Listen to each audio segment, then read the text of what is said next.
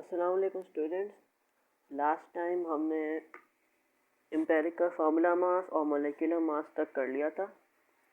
आज हम उसके आगे से कंटिन्यू करेंगे और हमारा नेक्स्ट टॉपिक है मोल। ठीक है,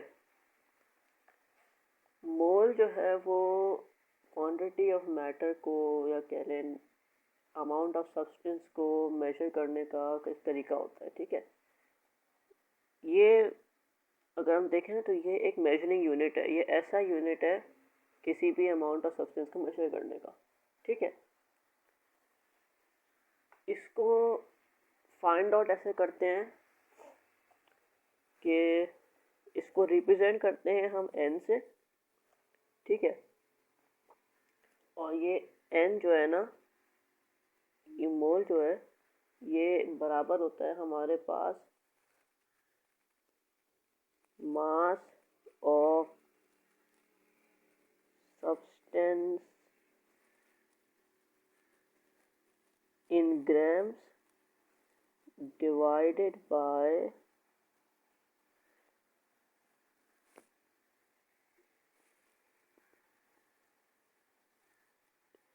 एटॉमिक या फिर मॉलिक्यूलर या फिर आयोनिक मास के। ठीक है, एटॉमिक मास हमारे आइटम्स के लिए होता है एक सिंगल एलिमेंट के लिए, मॉलिक्यूलर मास हमारे मॉलिक्यूल्स के लिए होता है और आयोनिक मास होता है हमारे पास आयंस के लिए। ठीक है, ये होता है मोल का फॉर्मूला। क्या अब उसको n equal to small m mass of substance in grams को स्मॉल m से रिप्रेजेंट करते हैं और एटॉमिक मॉलिक्यूलर आयोनिक मास को हम रिप्रेजेंट करते हैं कैपिटल M से। n equal to small m upon capital M। ठीक है, इसका यूनिट मोल होता है, उसको इस तरह लिखते हैं, ई नहीं लिखते आगे इसके। ठीक है, ये होता है मोल। ओके, अब मोल के बारे में ना मैं आपको मोल के बारे में बहुत इंटरेस्टिंग बात बताता हूँ। अगर आपके पास कोई सब्सटेंस है, फॉर एग्जांपल आपके पास अगर हाइड्रोजन गैस है H2, तो इसका जो मॉलिक्यूलर मास है वो आपके पास हो जाएगा 2। ठीक है, अब इसका मैं अगर मेरे पास 2 ग्राम हाइड्रोजन गैस हो, मैं उसका मोल फाइंड करूं तो ये क्या होगा, मोल इक्वल टू मास का गिवन है हमें 2 और मॉलिक्यूलर मास हम जानते हैं इसका 2 है। ठीक है, तो ये हो गया हमारे पास 1 मोल। ठीक है, 2 ग्राम्स अपॉन 2 mu हो गया आपके पास 1 मोल। ये जो मोल है ना, इसका यूनिट वो इक्वल होता है आपके पास grams upon atomic mass unit AMU के। ये होता है मोल। ओके, अब ये तो हाइड्रोजन है। अगर मेरे पास ऑक्सीजन हो, ऑक्सीजन का एटॉमिक मास क्या मॉलिक्यूलर मास क्या होता है आपके पास 32 AMU ऑक्सीजन गैस का। ठीक है, अगर मेरे पास इतना ही इसका मास गिवन हो 32 ग्राम्स, तो ये मास है वो ग्राम्स में हमारे पास। ठीक है, केमिस्ट्री में हम मास स्टडी करते हैं ग्राम्स में, फिजिक्स में करते हैं किलोग्राम्स में, केमिस्ट्री में करते हैं ग्राम्स में। ठीक है, तो कभी किसी क्वेश्चन में आपके पास किलोग्राम में मास गिवन हो ना, तो फिर आप उसको ना कन्वर्ट कर दिए ग्राम में, ताकि आपके लिए ना वो सवाल सही तरह सॉल्व हो जाए। अगर आप किलोग्राम में सॉल्व करेंगे आपकी वैल्यू चेंज डिफरेंट आ जाएगी। ठीक है, O2 इक्वल 32 MU और 32 ग्राम। अब मैं हमारा मोल फाइंड करता हूँ उसका, ये हो गया 32 ग्राम्स अपॉन 32 1 मोल। हमारे पास जितना अमाउंट ऑफ सब्सटेंस है, अगर वो उसके मॉलिक्यूलर मास के बराबर होगा ना, तो आपके पास 1 मोल आ जाएगा। ठीक है, जिस तरीके से आपके पास कार्बन की मिसाल ले लें, अगर मेरे पास फॉर एग्जांपल कार्बन 12 ग्राम है, 12 ग्राम कार्बन है मेरे पास, और ये 12 इसका मॉलिक्यूलर मास, 12 इसका एटॉमिक मास हो गया, आपके पास आ जाएगा 1 मोल कार्बन। ठीक है, अब एक बहुत इंटरेस्टिंग बात मैं आपको बताता हूँ। अगर मैं इसका नंबर, इसका मास, जो गिवन मास है वो डबल कर दूँ, तो नंबर वो भी डबल हो जाएगा। ठीक है, फॉर एग्जाम्पल अगर मेरे पास कार्बन हो गया, मेरे पास 24 ग्राम है, ठीक है, और 12 AMU। अब मैं सिर्फ कार्बन का मोल फाइंड करता हूँ, तो कार्बन का मोल हो गया 24/12, गिवन मास और substance in grams divided by atomic mass. तो ये आपके पास आ गया 12 वन सा 12 टू सा, नंबर ऑफ मोल्स आपके पास आ जाए 2 मोल। ठीक है, तो जितना आपके पास मास ऑफ कार्बन था वो हमने डबल कर दिया, तो आपके पास नंबर ऑफ मोल था वो भी डबल आ गया। ठीक है, अब हम बढ़ते हैं आगे। ये जो नंबर ऑफ मोल्स है ना, ये हमने पहले भी पढ़ा हुआ है। हमने ये पहले पढ़ा हुआ है इस नाम से,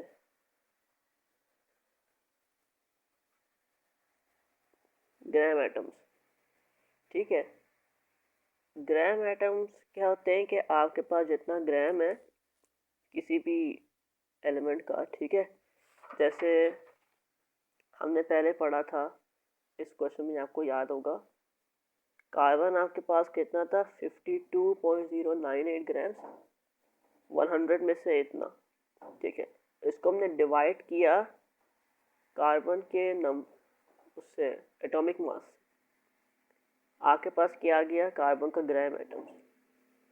ठीक है, अब जहाँ पे जिस सब्सटेंस की हमने बात की थी ना, हमारा सब्सटेंस ये था, ये हमारा सब्सटेंस है ना C2H6O।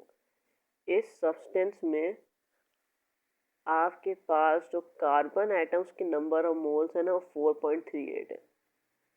ठीक है, तो नंबर ऑफ मोल्स का एक जो एप्लीकेशन होती है, एक जो फ़ायदा होता है वो ये होता है कि आप ना किसी भी सब्सटेंस में ये फाइंड कर सकते हैं कि उसमें कितने आपके पास किसी दूसरे सब्सटेंस के हिस्से। ठीक है, जैसे आपके पास ये एक था, एक C2H6O, इसमें आपके पास कार्बन कितना है, 4.34 मोल्स, हाइड्रोजन कितना है, 13.01 मोल्स। ठीक है, ग्राम एटम्स को मोल्स भी कहते हैं।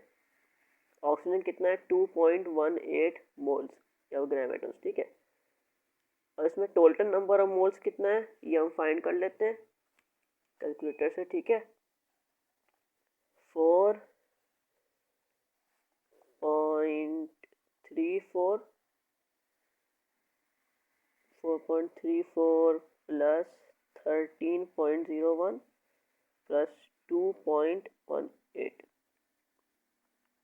19.53 मोल्स। तो इस सब्सटेंस के हमारे पास 19.53 मोल्स है। ठीक है, हमने कंसीडर किया था कि सब्सटेंस 100 ग्राम्स है ना, तो इस सब्सटेंस के 100 ग्राम्स में आपके पास 19.53 मोल्स होते हैं। ठीक है, अब आगे बढ़ते हैं। मोल के टॉपिक से आपके पास एक सिंपल जो एमसीक्यूज आता है वो ये आता है कि आपको या तो नंबर ऑफ मोल्स फाइंड करने होते हैं, या आपको मास ऑफ एलिमेंट या मास ऑफ सब्सटेंस फाइंड करना होता है। ठीक है, फॉर एग्जांपल आपके पास गिवन है NaCl, सोडियम क्लोराइड। ठीक है, इसमें आपसे कहा गया है कि आपको फाइंड करना है इसका मास। अब मास आपको नहीं पता कितना है इसका। ठीक है, मास आपके पास गिवन नहीं है, वो आपको फाइंड करना है। आपको नंबर ऑफ मोल्स बता दिया है कि वो आपके पास है 2। ठीक है, अब इसका जो मॉलिक्यूलर मास है वो हम खुद फाइंड कर लेते हैं। सोडियम का क्या होता है, 23। ठीक है, Cl क्लोरीन का होता है आपके पास 35.5। इसको आप ऐड कर ले। ठीक है, कैलकुलेटर से कर लेते हैं इसको, तो ये आपके पास आ गया 23 प्लस 35.5, जो कि होता है आपके पास 58.5। ठीक है, ये आ गया आपके पास 58.5।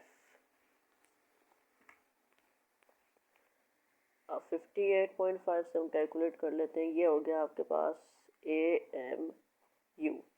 अब हम फाइंड करेंगे इसका मास। ठीक है, उसके लिए जो हमारे पास फॉर्मूला होता है वो हम लिख लेते हैं। नंबर ऑफ मोल्स का फॉर्मूला लिख लेते हैं। ठीक है, number of moles equal to mass upon molecular mass. ठीक है, small M upon capital M. अगर मास फाइंड करना है तो उस फॉर्मूला को थोड़ा चेंज कर देंगे। ठीक है, हम यहाँ वैल्यूज पुट कर लेते हैं इसकी। नंबर मोल्स कितना है, 2 है। मास कितना गिवन है आपके पास, 58.5। ये हम कैलकुलेट कर लेते हैं। ठीक है, ये हो गया आपके पास 2 मल्टीप्लाइड बाय 58.5, जो कि होता है हमारे पास 117 ग्राम्स। इस तरह के सिंपल सवाल आते हैं आपके पास पेपर में। ठीक है, मोल के हवाले से, या तो वो इस तरह भी दे सकते हैं कि आपको मास दे देंगे, कहेंगे नंबर ऑफ मोल फाइंड करो। ठीक है, इसी सवाल को अगर हम कर लें तो अगर इस तरह हम लिख लें इसको, तो नंबर ऑफ मोल्स फाइंड करने के लिए 58 नहीं 117 अपॉन 58.5। ठीक है, कैलकुलेटर ले आते हैं अपना, इसमें टाइप कर लेते हैं हमारा 117 अपॉन 58.5। तो आ गया आपके पास, यानी n इक्वल टू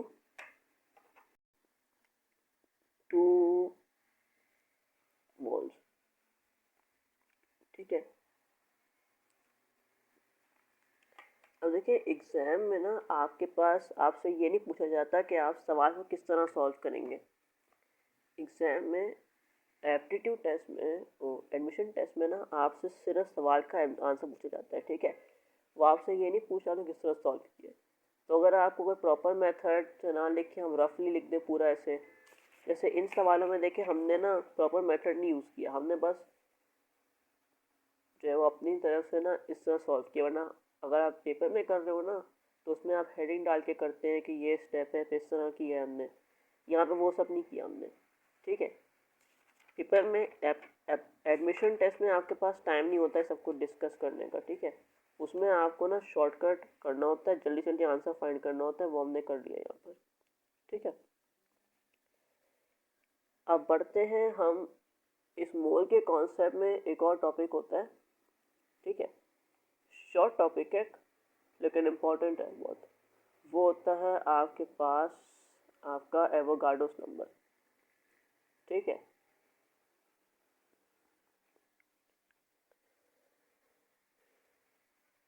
एवोगाड्रोस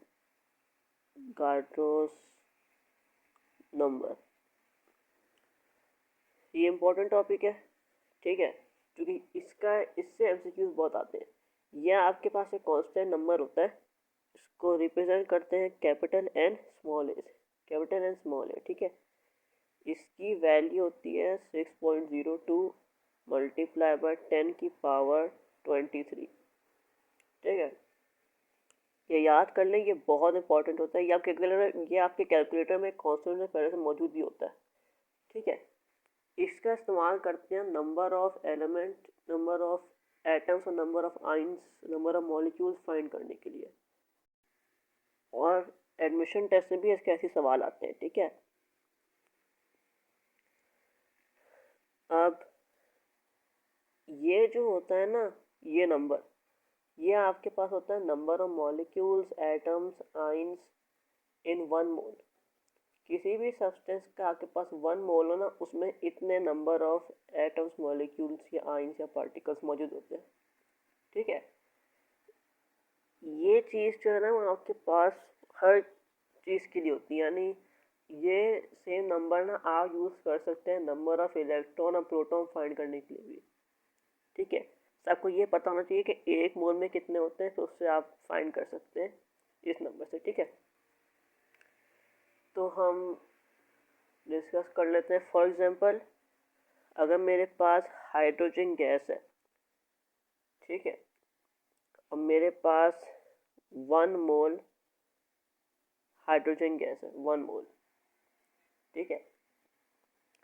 तो हम एवोगाड्रोस नंबर एवोगाड्रोस नंबर का यूज़ करते हैं, हम फाइंड करते हैं कि देखें 1 मोल में आपके पास इतने नंबर ऑफ एटम्स हैं, इतना नंबर पार्टिकल्स है, ठीक है। तो नंबर ऑफ हाइड्रोजन मॉलिक्यूल्स हो गए आपके पास number of moles multiplied by Avogadro's number, ये इसका फॉर्मूला है, ठीक है। नंबर ऑफ मोल्स कितने गिवन है, मैं 1, एवोगाड्रोस नंबर कितना है 6.02 मल्टीप्लाई बाय 10 की पावर 23, ये हो गया आपके पास का आंसर 6.02 मल्टीप्लाई बाय 10 की पावर 23 मॉलिक्यूल्स, ठीक है। इसी तरीके से आप और भी चीज़ें फाइंड कर सकते हैं। फॉर एग्जांपल, जैसे अगर आपके पास गिवन है नंबर ऑफ O2 मॉलिक्यूल्स, ठीक है। अगर आपके पास नंबर ऑफ O2 मॉलिक्यूल आपको फाइंड करना है, अगर आपके पास नंबर ऑफ मोल्स गिवन है 3, ठीक है, 3 मल्टीप्लाइड बाय 6.02 मल्टीप्लाई बाय 10 की पावर 23, तो इसका आंसर आपके पास हो जाएगा, कैलकुलेट कर लेते हैं इसको, ठीक है। 3 मल्टीप्लाई बाय 6.02 मल्टीप्लाई बाय 10 की पावर 23, 1.806, 10 की पावर 24, 1.806 मल्टीप्लाई 10 की पावर 24 मॉलिक्यूल्स। और एक और बहुत इंपॉर्टेंट बात हमने यहाँ पर डिस्कस किया है कि मोल जो है वो होता है मास अपॉन मॉलिक्यूलर या एटॉमिक मास के, ठीक है। कभी कभार ना क्वेश्चन में वो आपको मास दे देते हैं, मोल नहीं देते, वो आपको मास दे देते हैं और पूछते हैं कि नंबर ऑफ मॉलिक्यूल जो है वो क्या आएगा, ठीक है। तो उसके अंदर क्वेश्चन भी हम कर लेते हैं। फॉर एग्जांपल, आपके पास गिवन है मास ऑफ कोल, आपके पास गिवन है 12 ग्राम्स। अब हमें पता है कोल बना होता है कार्बन का, तो हमें पता है कि मास ऑफ कार्बन कितना गिवन है आपके पास 12 ग्राम्स। अब आपको फाइंड करना है नंबर ऑफ एटम्स कार्बन के। हमें पता है कि मोल कैसे फाइंड करते हैं, नंबर ऑफ एटम्स फाइंड करने के लिए आपको चाहिए नंबर ऑफ मोल्स, ठीक है। उसको फाइंड करने के लिए आपको मास चाहिए, मास आपको गिवन है, एटॉमिक मास कार्बन का आपको पता है कितना होता है 12 AMU। तो हम फाइंड कर लेते हैं नंबर ऑफ मोल्स, जो कि होता है आपके पास मास अपॉन एटॉमिक मास, ठीक है। मास कितना गिवन है आपके पास 12 ग्राम, एटॉमिक मास कार्बन कितना होता है 12 AMU, तो कितना आ गया आपके पास 1 मोल। अब यही 1 मोल आप इस फॉर्मूला में पुट कर दें इस वाले में, ठीक है, तो फिर आपके पास आंसर आ जाएगा इसका। नंबर ऑफ कार्बन एटम्स आपके पास आ गए, number of moles multiply bye Avogadro's number. Number of moles आपके पास क्या है 1, एवोगाड्रोस नंबर की वैल्यू 6.02 मल्टीप्लाई 10 की पावर 23, और ये हो गया आपके पास 6.02 मल्टीप्लाई 10 की पावर 23 एटम्स। ठीक है, इस तरह के अभी सवाल आते हैं आपके पास। अब हम सवाल कर लेते हैं आइंस पे। ठीक है, नंबर ऑफ आइंस पे सवाल कर लेते हैं ताकि वो भी क्लियर हो जाए। फॉर एग्जाम्पल आपके पास गिवन है ये सल्फ्यूरिक एसिड H2SO4 और आपको कहा है ये जो है वो गिवन है आपके पास और ये एसिड आपके पास है डाइल्यूट। ठीक है, डाइल्यूट एसिड का मतलब है कि वो मिला हुआ है पानी में। जब आप किसी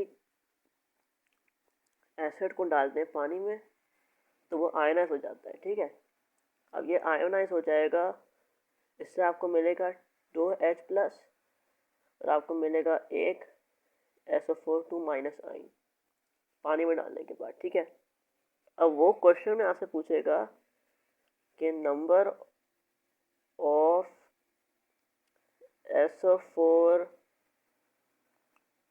आइंस और आपसे कहेगा कि जो आपके पास number of mole of H2SO4 है वो आपके पास है 3। ठीक है, अब यहाँ हमें फाइंड करना है number of mole of SO4 ions.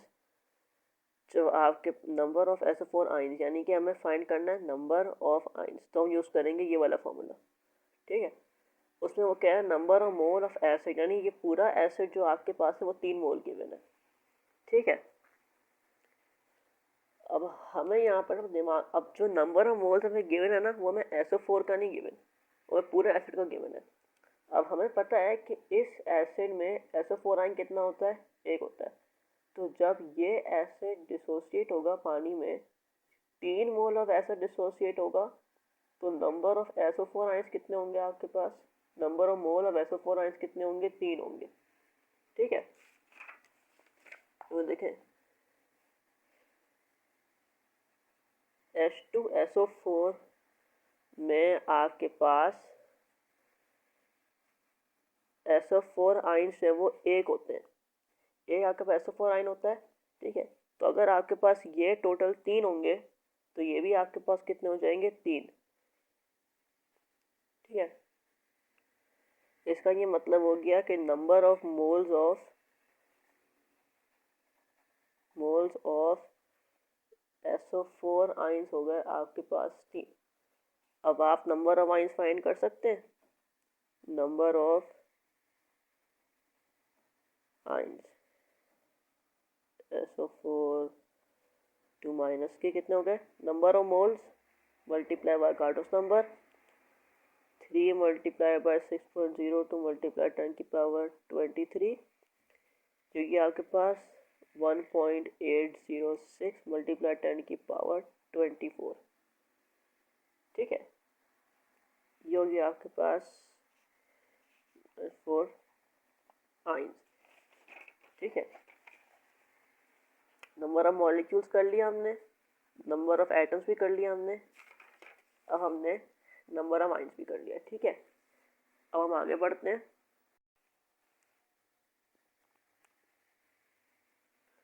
इस नंबर ऑफ मोल्स के टॉपिक में जो एटॉमिक एवोगाड्रोस नंबर है ना, उसका आपके पास ना एक क्वेश्चन इस तरीके से भी आता है कि आपको नंबर ऑफ मॉलिक्यूल्स या नंबर ऑफ एटम्स गिवन होते हैं, आपसे पूछा होता है कि नंबर ऑफ मोल्स फाइंड करें। उसके लिए क्या है, अब इसी फॉर्मूले को थोड़ा चेंज कर देंगे तो इस तरह हो जाएगा, number of moles equal to Avogadro's number divided by number of, जो बेसिक चीज़ जो हम यूज़ करते हैं ना इसके लिए वो है नंबर ऑफ पार्टिकल्स। ठीक है, नंबर ऑफ पार्टिकल्स में ना आपके पास सबशुमर हो जाता है। नंबर ऑफ पार्टिकल्स में आपके पास ना एटम भी शुमार हो जाएगा, क्योंकि एटम भी पार्टिकल होता है। आपके पास में मॉलिक्यूल भी शुमार हो जाएगा, मॉलिक्यूल पार्टिकल होता है। आपके पास में आयन भी शुमार हो जाएगा, और आपके पास में वैसे ही जनरली जो पार्टिकल्स होते हैं ना, इलेक्ट्रॉन, इलेक्ट्रॉन्स, प्रोटॉन्स वो भी शुमार हो जाएंगे इसमें, ठीक है। उसका भी सवाल करेंगे पार्टिकल्स का, स्पेसिफिक पार्टिकल्स का सवाल भी करेंगे इसके बाद, ठीक है। इस तरह भी आपको सवाल दिया जाता है, ठीक है। अब पार्टिकल्स की बात होगी तो सवाल कर लेते हैं उसका। अब हम देखते हैं कि आपके पास कोल है, ठीक है। कोल गिवन है आपके पास 10 ग्राम्स। अब हमें फाइंड करना है कि कोल में नंबर ऑफ इलेक्ट्रॉन्स कितने होते हैं। अब यहाँ पे ना हमें थोड़ा दिमाग इस्तेमाल करना है। नंबर ऑफ इलेक्ट्रॉन पूछा है उसने, अगर वो नंबर ऑफ कार्बन आइटम पूछे वो पता था हमें कितना है, वो हमने कैलकुलेट किया हुआ है, ठीक है। Number of carbon atom calculate किया हुआ है हमने। अब वो पूछ रहा है कि नंबर ऑफ इलेक्ट्रॉन्स कितने हैं। अब एक कार्बन एटम में कितने इलेक्ट्रॉन होते हैं? होते हैं 6, ठीक है। कार्बन का ड्रॉ कर लेते हैं हम। ये हो गया न्यूक्लियस कार्बन का, ये हो गया 2 इलेक्ट्रॉन आपके पास, ठीक है। उसके बाद ये फर्स्ट शेल में 2 इलेक्ट्रॉन हो गए, फिर ये सेकेंड शेल में आपके पास हो गए 2 और इलेक्ट्रॉन, 4। ये हो गए कितने? 1 2 3 4 5 6। कार्बन के एटम होते हैं 6 इलेक्ट्रॉन, ठीक है। कार्बन का एटॉमिक नंबर होता है आपके पास 6, एटॉमिक मास 12, एटॉमिक नंबर 6, ठीक है। अब हमें पता है कार्बन, एक कार्बन एटम में 6 इलेक्ट्रॉन होते हैं। अब हमें फाइंड करना है total number of carbon atoms कितने, और फिर उसको मल्टीप्लाई कर लेंगे 6 से, हमें नंबर ऑफ इलेक्ट्रॉन आ जाएंगे, ठीक है। या फिर हम डायरेक्ट भी कर सकते हैं। अब इसके लिए ग्राम में हमें गिवन है, मास गिवन है, ठीक है। और हमें एटॉमिक मास पता है कार्बन का, उसी के फॉर्मूले से हम कर लेंगे ये सवाल। तो कंटिन्यू करते हैं नेक्स्ट पेज से।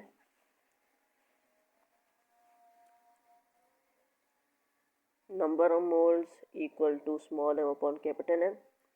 नंबर ऑफ मोल्स है ना, वो आपको हमेशा एग्जैक्ट सही नहीं दिया जाएगा, कभी कभार आपको ना इस तरह के नंबर भी दिए जाएंगे, कैलकुलेट करने आना चाहिए आपको। मास कितना है? 10। मॉलिक्यूलर मास कार्बन का कितना होता है? 12, ठीक है। अब एक मैं ट्रिक बताता हूँ यहाँ पर आपको शॉर्टकट करने के लिए, ताकि सबको आसान हो जाए आपके पास। एक कार्बन में कितने इलेक्ट्रॉन? 6 होते हैं, ठीक है। तो जितने number of moles of carbon होंगे ना, है ना, उसके मुकाबले में जो number of moles of electron है ना, वो आपके पास 6 टाइम्स ज़्यादा होंगे। एक कार्बन एटम में 6 इलेक्ट्रॉन होते हैं, तो 1 मोल ऑफ कार्बन एटम में 6 मोल ऑफ इलेक्ट्रॉन होंगे। तो शॉर्टकट ट्रिक है, डायरेक्ट 6 से मल्टीप्लाई कर दें इसको, ठीक है। अब कैलकुलेट करते हैं इसको, ठीक है। ये हो गया आपके पास 6, 2 3 सा 6, 3 2 सा 6 और 3 4 12, ठीक है। ये हो गया आपके पास 2 सा 1 सा हाफ कर लिया इसको हमने, 5 मोल्स, 5 मोल्स ऑफ क्या है ये? 5 मोल्स ऑफ इलेक्ट्रॉन्स। जरा मोल्स में इलेक्ट्रॉन आ गया आपके पास, इस फॉर्मूले में पुट कर देंगे। नंबर ऑफ इलेक्ट्रॉन्स कितने हो गए आपके पास? Number of moles multiply by Avogadro's number, 5 multiply by 6.02 multiply 10 की पावर 23। अपना कैलकुलेटर ले आते हैं, ठीक है। 6.02 multiply by 5 multiply by 6.02 multiply 10 की पावर 23। ये हो गया आपके पास कितना? 3.01 मल्टीप्लाई 10 की पावर 24 इलेक्ट्रॉन्स, ठीक है। तो नंबर ऑफ इलेक्ट्रॉन डिफाइन करना सीख लिया हमने नंबर ऑफ मॉलिक्यूल भी सीख लिया, नंबर ऑफ एटम भी सीख लिया, नंबर ऑफ आयन भी सीख लिया, ठीक है। अब एक और मैं आपको इम्पोर्टेंट बात बता रहा हूँ, ठीक है। ये जो फॉर्मूला है ना मोल का, ये वाला। इस फॉर्मूला से अगर आप मोल को रिप्लेस कर देना इस फॉर्मूले में, है ना, तो ये थोड़ा ऐसा हो जाता है। पार्टिकल्स में यूज़ कर रहा हूँ क्योंकि पार्टिकल्स ना इन चारों के लिए इस्तेमाल किया जाता है। ठीक है, number of particles equal to, ये रिप्लेस कर देते हैं, तो स्मॉल है वो अपॉन कैपिटल है मल्टीप्लाई वो गाडोस नंबर। ठीक है, अब अगर आपको मास फाइंड करना है ना, तो आपको मोल निकालने की ज़रूरत नहीं पड़ेगी इस फॉर्मूले से, आप डायरेक्ट इसको फाइंड कर सकते हैं। वो इस तरह होगा, मास इक्वल टू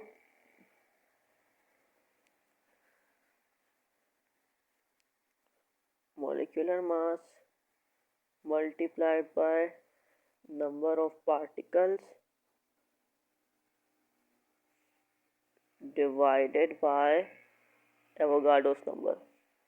इसको ऐसे भी लिख सकते हैं, कैपिटल M अपॉन ये multiplied by number of particles. ठीक है, इस तरीके से आप एक स्टेप स्किप कर देंगे, आपको मोल फाइंड करने की ज़रूरत नहीं पड़ेगी, इससे आप डायरेक्ट फाइंड कर सकते हैं मास।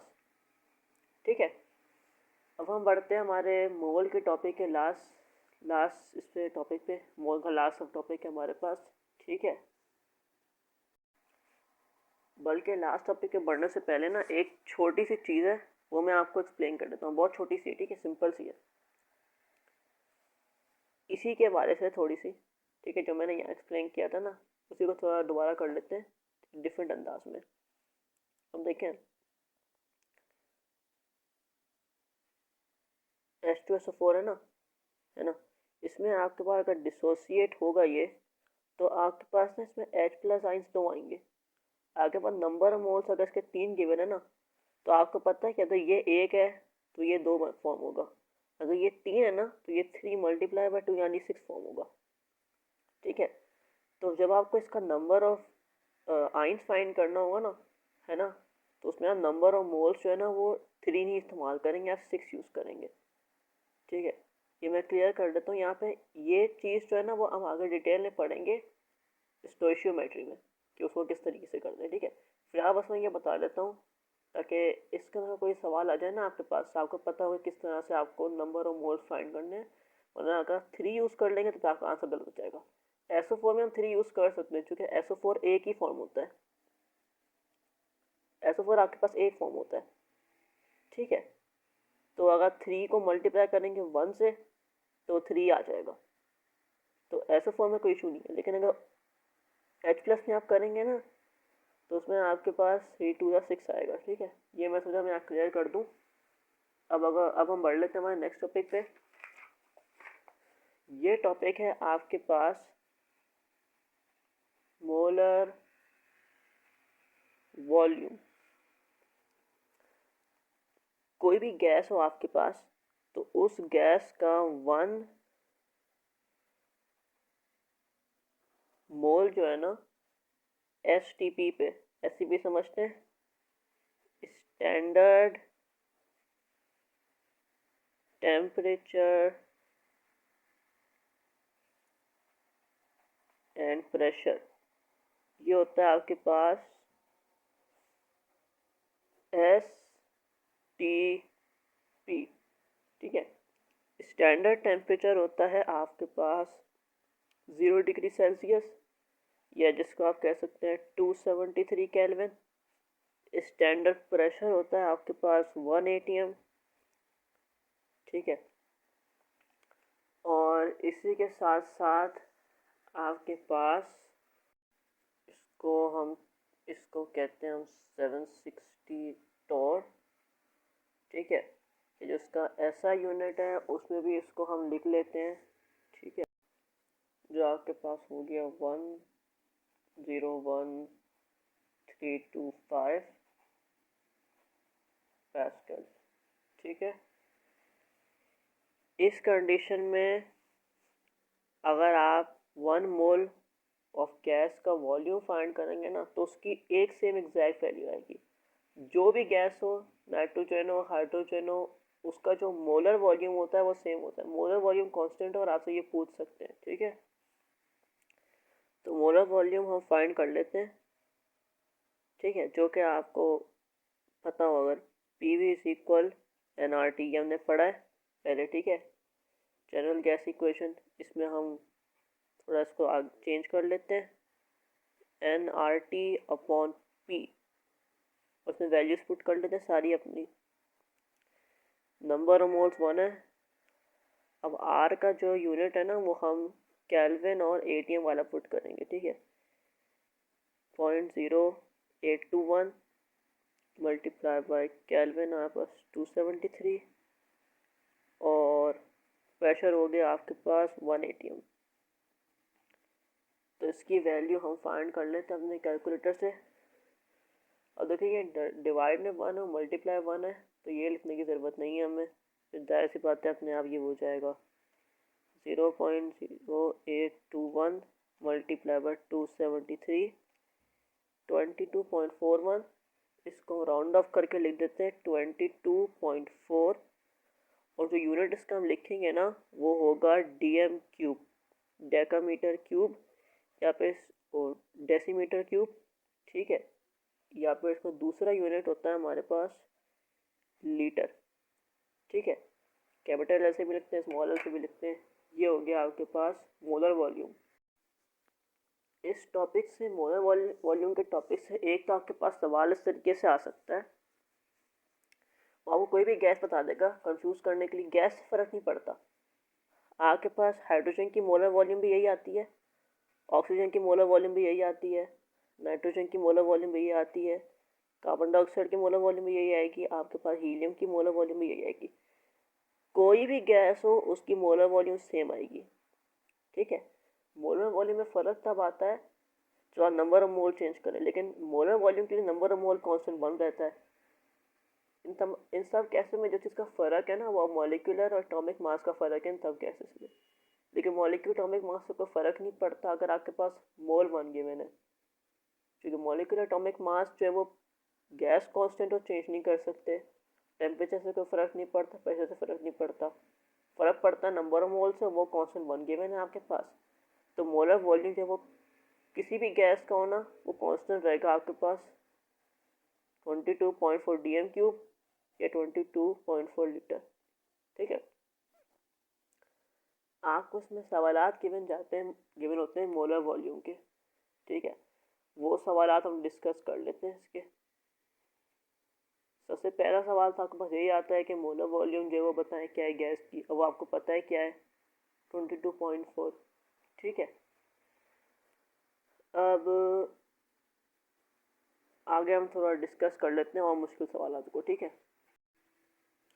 अगर सवालात आपके पास आते हैं ना, है ना, वो आते हैं आपके पास नंबर ऑफ मोल्स फाइंड करने के, ठीक है। नंबर ऑफ मोल क्या मतलब, नंबर ऑफ मोल तो 1 कांस्टेंट गिवन होता है हमें, ठीक है। उस नंबर ऑफ मोल की बात नहीं हो रही, हम बात कर रहे हैं अगर आपके पास गैस में कोई चेंजेस आए ना तो वो फाइंड करने के लिए, ठीक है। उसका हम एक सवाल कर लेते हैं। फॉर एग्जांपल आपके पास एक गैस है, अब गैस के नाम से फ़र्क नहीं पड़ता तो अब आपको बताने की ज़रूरत भी नहीं है, ठीक है। बस एक गैस है आपके पास, वो आपके पास गिवन है कि उस गैस की वॉल्यूम है 500 सेंटीमीटर क्यूब STP में, ठीक है। STP में आपके पास 500 सेंटीमीटर क्यूब गैस की वॉल्यूम है, ठीक है। और कह रहा है कि उस गैस का जो मास है वो आपके पास है 0.72 ग्राम्स, ठीक है। अब वो आपसे पूछेगा कि ये तो गैस का मास हो गया, ठीक है। अब वो पूछ रहा है कि गैस का नंबर ऑफ मोल्स कितना है, ठीक है। अब ये सवाल हमें समझ में आ रहा है कैसा है, वॉल्यूम गिवन है, मास गिवन है, नंबर ऑफ मोल्स गिवन है STP में, ठीक है। इस सवाल को जो है वो हम इस फॉर्मूले से भी कर सकते हैं, ठीक है। तो वो हम ट्राई कर लेते हैं कैसे करना है इसको। इसके लिए हम PV इक्वल NRT, ठीक है। अब मोल हमें क्या गिवन है, नंबर ऑफ मोल जो है वो हमें फाइंड करना है, ठीक है। मास गिवन है हमें, और हमें ये गिवन है वॉल्यूम इसका, ठीक है। तो नंबर ऑफ मोल हम फाइंड कर लेते हैं इसका, वो हो गया आपके पास PV upon RT।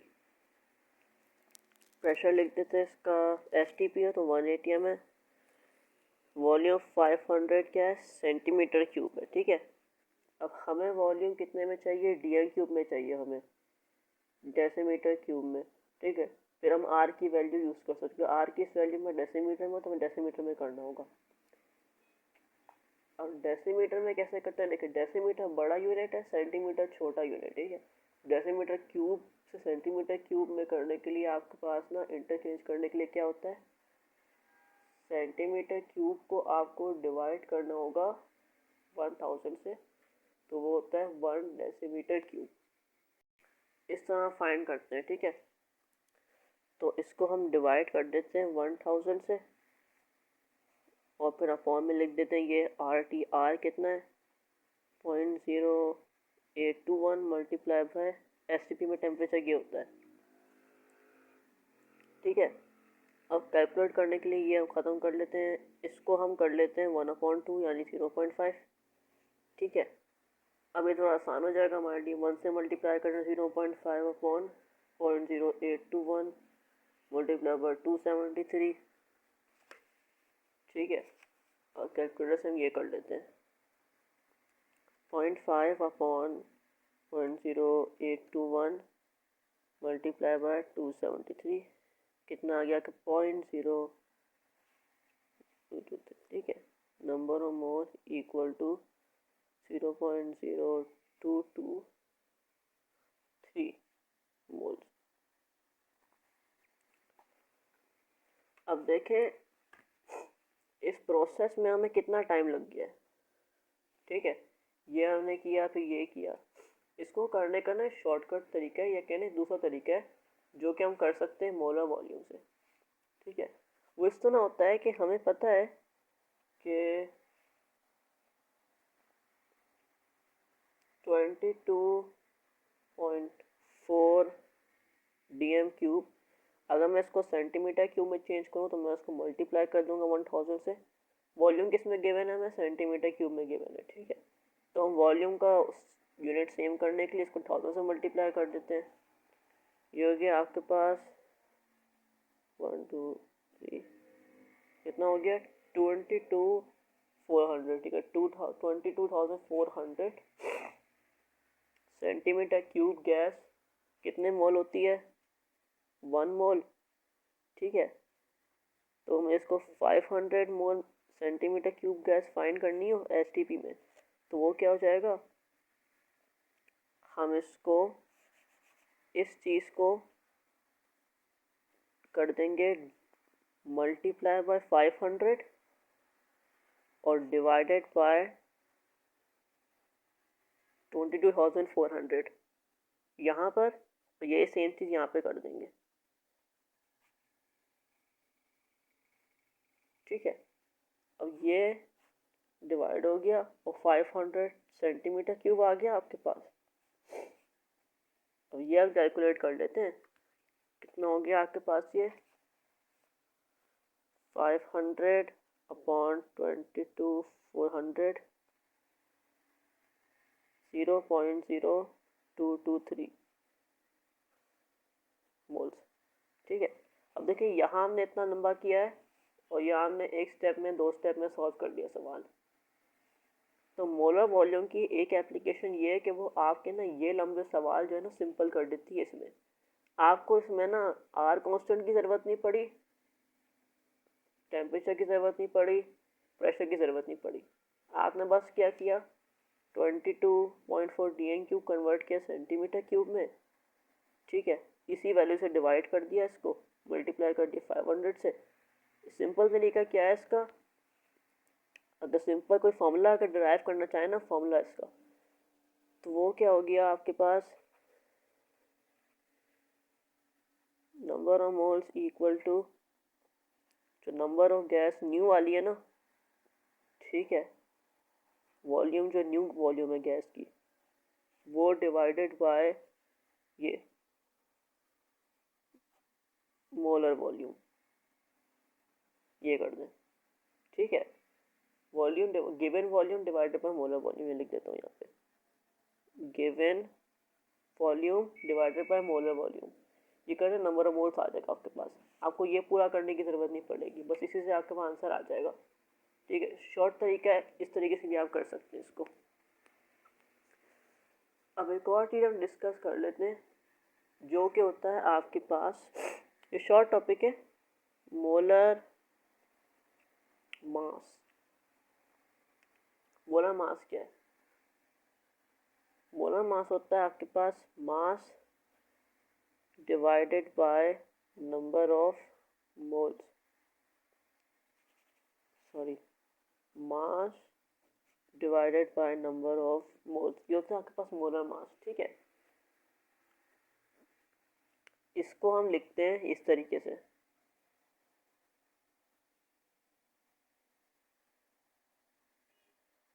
Molecular mass. Molecular mass को मोलर मास भी लिखते हैं। अब क्या है, कभी कभार ना, जिस तरह इस सवाल है, इस सवाल में ना आपको गिवन नहीं है गैस कौन सी है, पता नहीं आपको गैस कौन सी, आपको सब्सटेंस ही नहीं पता।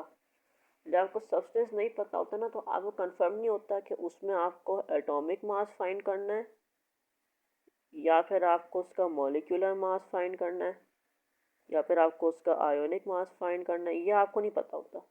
तो उसके लिए हमें जनरल टर्म क्या यूज़ करते हैं, मोलर मास। ठीक है, जिस तरह पार्टिकल का वर्ड हम यूज़ कर सकते हैं ना इन तीनों के लिए, इन तीनों के लिए पार्टिकल का वर्ड यूज़ करते हैं। ठीक है, उसी तरीके से इन तीनों के लिए ना आप मोलर मास का वर्ड यूज़ कर सकते हैं। ठीक है, तो इस गैस का मोलर मास फाइंड कर लेते हैं। ठीक है, वो कैसे करते हैं वो मैं दिखा देता हूँ आपको।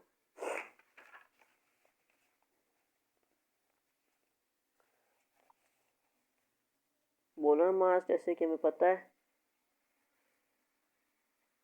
मोलर मास इक्वल टू, जैसे हमने पढ़ा है, mass of gas divided by उसका नंबर ऑफ मोल्स। ठीक है, मास ऑफ गैस क्वेश्चन में क्या गिवन है आपको, 0.72 ग्राम, वो इसीलिए गिवन है। ठीक है, ये फाइंड करने के लिए 0.72, और नंबर ऑफ मोल्स हमने कैलकुलेट किए थे, कितने किए हैं, 0.0223, ये हम लिख देते हैं यहाँ पर 0.0223। सॉल्व कर लेते हैं अपने कैलकुलेटर से इसको। मैं रिपीट कर रहा हूँ दोबारा, कैलकुलेटर लाजमी लेकर जाइएगा अपने पास। ठीक है, जहाँ जहाँ कैलकुलेटर अलाउ हो आप लाजमी लेकर जाइएगा, जहाँ अलाउ नहीं होता वहाँ मत लेकर जाइएगा, सेफ्टी इशू के लिए। 22.28, हाल इसको राउंड ऑफ करके 22.3 लिख देते हैं। ठीक है, 32.3। अब मॉलिक्यूलर मास के जो मोलर मास का जो यूनिट है ना, वो हमें पता नहीं होता। देखें, हम AMU भी लिख सकते हैं, लेकिन जो बेहतर वर्ड होता है ना इसके लिए, वो AMU नहीं होता। बेहतर जो वर्ड है ना इसके लिए, बेहतर यूनिट क्या होता है इसका, ग्राम्स मोल इनवर्स। ठीक है, या ग्राम्स, इसको आप सब में लिख सकते हैं ग्राम्स पर मोल। ठीक है, ये दो यूनिट होते हैं इसके, ग्राम मोल इनवर्स या फिर ग्राम्स पर मोल। ग्राम मोल इनवर्स या ग्राम्स पर मोल, ये होता है मोलर मास का यूनिट। ठीक है, इस तरह फाइंड करते हैं। ठीक है, यहाँ पर हम डन कर रहे हैं इस टॉपिक को, ये हमने पूरा कर लिया टॉपिक। ठीक है, अब देखते हैं नेक्स्ट क्लास में हम अगला टॉपिक पढ़ेंगे इसका। ठीक है, तो इसका रिवीजन कर लिएगा, नेक्स्ट टॉपिक मैं पढ़ा दूँ, उसके बाद इंशाल्लाह ना आपका टेस्ट होगा एक। ठीक है, इस पूरे चैप्टर का, तो वो हम देखेंगे किस तरह होता है। ठीक है, फंडामेंटल्स जो है ना वो यहाँ पर हमारे ख़त्म होते हैं, जो असली काम है ना हमारा वो इसके बाद शुरू होगा। ये सारे हमारे पास फंडामेंटल्स हैं, अब असली काम हमारे पास शुरू होगा नेक्स्ट लेक्चर से। ठीक है, तो बस देखूँगा मैं नेक्स्ट लेक्चर में आपको। ठीक है, ख्याल रखें और इसका रिवीजन करते रहिएगा और तैयारी करें सेकेंड ईयर के पेपर की। ठीक है, अल्लाह हाफिज़।